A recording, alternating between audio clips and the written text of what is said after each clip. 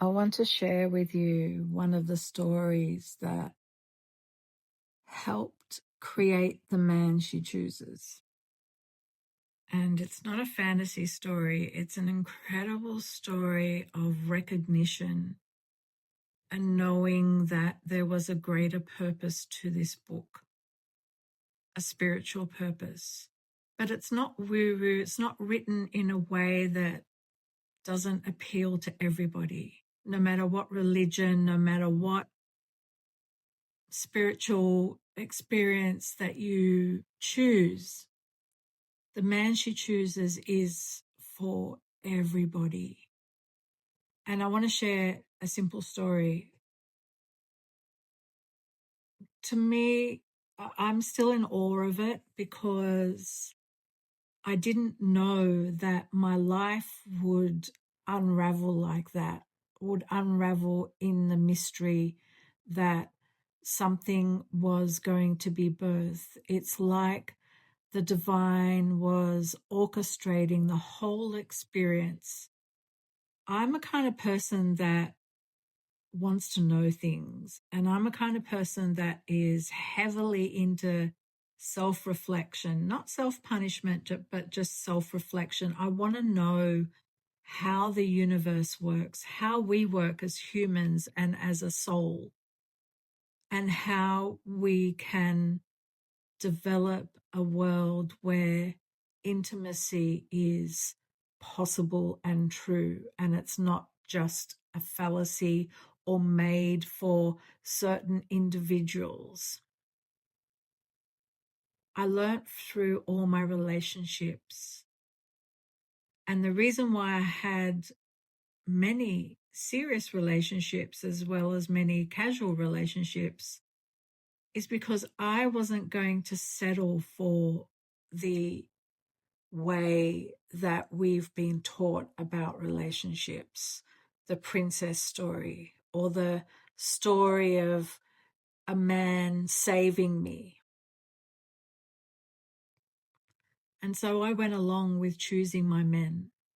But what happened is that I thought I had it all together and I was Miss Independent and Miss Strong, but I exhausted myself and I attracted relationships not from what I was thinking, because I was very much into praying for that right man to come along.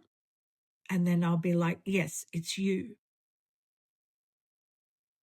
I didn't do the inner work. I didn't realize that I was manipulating a man through my sexuality. I didn't realize that I was pleasing him. I thought it was just like my duty to give him what he needed. And I'm not saying that not to cook and not to do those really yummy feminine things. I love being feminine. I love cooking for my man every now and then. Oh yeah, like I married a chef as well. I want him to cook for me. But I just love doing, I'm a Capricorn moon and a Leo sun, so I love to make my man feel like that he can shine. But the relationship started to break down when our true, authentic feelings came forward, where our wounds would be mirroring each other, but I had no language or no words to put to what was happening. All I thought was like, oh, I'm depressed. Oh, I'm not feeling good. Oh, I'm not feeling good in myself. I don't like this man. I hate him.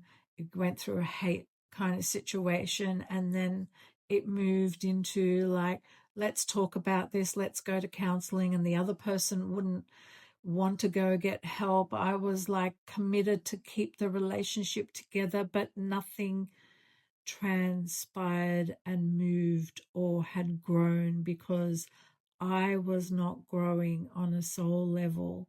I was attracting the men that were mirroring my traumas, and I had no idea that my traumas were very present in the relationship. I just thought I was doing the right thing.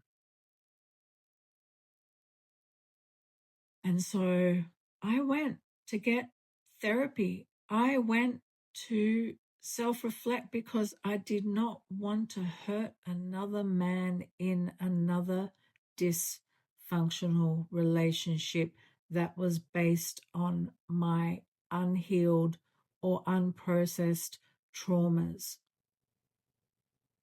I could not stand hurting another man like that.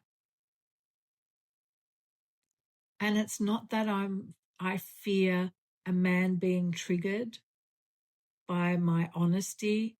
It's more that I didn't want to manipulate a man to think that I was the queen of his world and then all of a sudden make it collapse and destroy the relationship. That's what I was really like. I was really subconsciously out there to punish men for what happened to me as a child. And I didn't want to go there, didn't want to do that anymore. When I realized that I was actually punishing men, how could I punish another man when I had a son? I had a son to raise and I love him dearly. I loved him as a child and I still love him now. And it was through him that I realized that I could never ever treat another man like that again, especially when I have a son.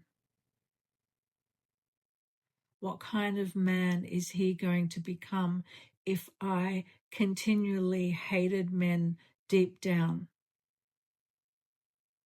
Or just put up with whatever was available? I couldn't do that to my son anymore. So I set out to heal. And I'm not saying that I'm fully healed or that I'm fully conscious of every little trigger, every little wound, every little experience that I have. But at least I can self-reflect. At least I have the support there to help guide me into how I'm feeling. At least my nervous system is now regulated, not suppressed, regulated and seen with compassion so that it doesn't expand into some kind of dysfunctional, destructive force. And then the man she chooses was birthed from that space. It's not a how to. It's not a how to regulate your nervous system.